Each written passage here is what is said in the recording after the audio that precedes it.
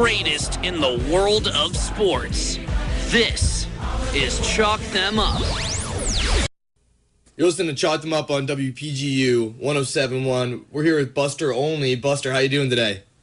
I'm doing great. Fired up. We're coming down the stretch. All right, so Justin Verlander clearly putting in one of the more remarkable seasons we've seen from a pitcher in a long time. Do you have a magic number for what if he gets to that win total, we have to crown him the MVP? I don't think that there is one, and it's interesting because there's no question that baseball writers in general are going away from valuing win totals when they assess the MVP award. We saw that last year when Felix Hernandez won the MVP award. But I personally would vote for him. I don't have a vote, but I think he's meant more to his team winning their division in their team success than any other player in baseball. You know, this week we heard Miguel Cabrera in an interview with USA Today basically say, in so many words, they would be nowhere without him, and that's reflected in the fact, what the record is going into Sunday's game, 24-8, in his 32 starts. Their turnaround really started when he began this incredible winning streak.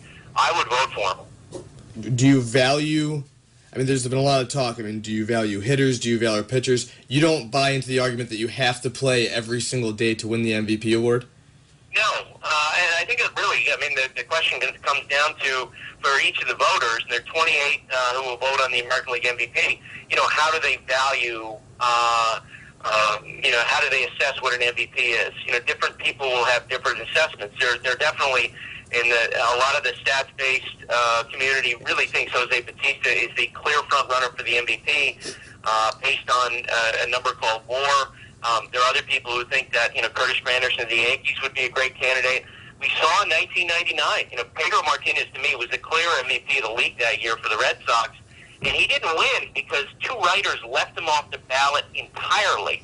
And that's why I don't think Verlander will win, because I think there are enough writers who have some doubts about, how to assess that, the pitcher's place in the MVP voting, where I actually don't think that they'll either will ignore him altogether on their ballot or also bury him in their ballot, put him 7, 8, 9, or 10, and that'll be decisive. Buster, I want to stay in the AL, and you kind of mentioned the stat WAR a little bit, and I can't even begin to comprehend what Adam Dunn's WAR could be this year. Are you able to explain or understand what's really happened to him this year? It's funny. I saw him a couple weeks ago, and I walked up, and you sort of have that reflexive, how you doing question. And he looked at me when I asked him that question, goes, crap, and I'm using a euphemism there.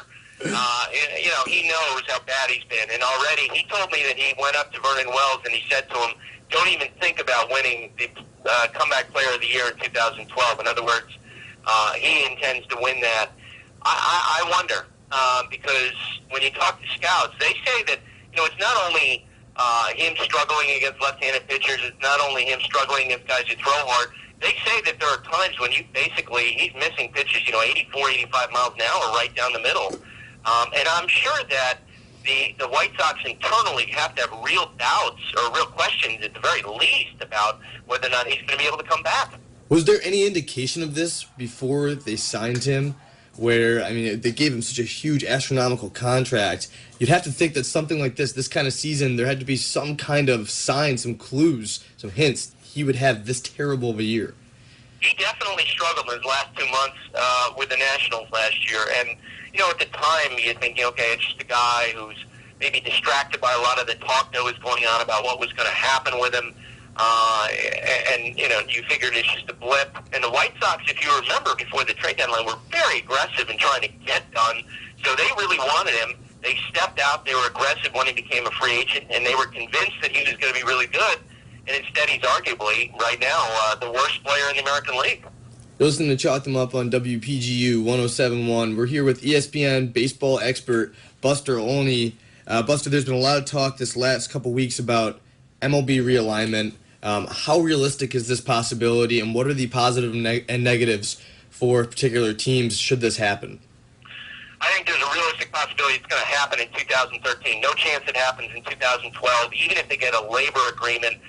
One of the sticking points has been which team is going to get moved from the National League to the American League to make it happen. And keep in mind, the Players Union has always been a bottleneck on issues, they control, because of their position in collective bargaining, a lot of whether or not this stuff can happen. And the bottom line is that the players' union was behind this. So it's going to happen, and it's got the support of people in baseball. But back to the issue of who's going to move, as baseball's having conversations about approving the ownership of Jim Crane as the new owner of the Astros, they are leaning on him hard to agree to be that team that's going to move. I think that's what's going to happen. I think eventually they're going to elbow him into making that transition. And the downside is that you'd have rolling interleague play throughout the season because each league would have an odd number of teams. I don't think that's that bad of a deal.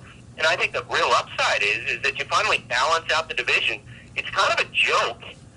If you're a team in the National League Central and you're a player there, your team literally has a 1 in 6 chance of making the playoffs. If you're a team in the American League West, a 1 in 4 chance. And that's a lot of the reason why the Player Association is behind the realignment idea.